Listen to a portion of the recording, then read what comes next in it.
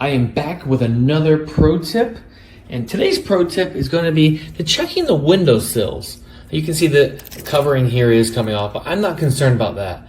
I want to know, is it wet? Is it damaged? Does it have termites? So I like to tap. All that sounds fine.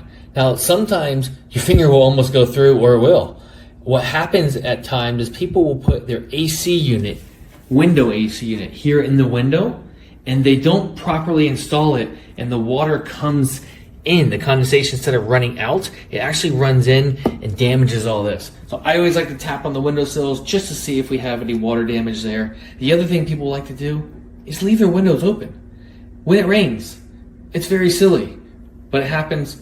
Oh, don't forget to tap on your windows when you're doing your original walkthrough. That is your pro tip for today. Follow me for more exciting education. Have a fantastic day.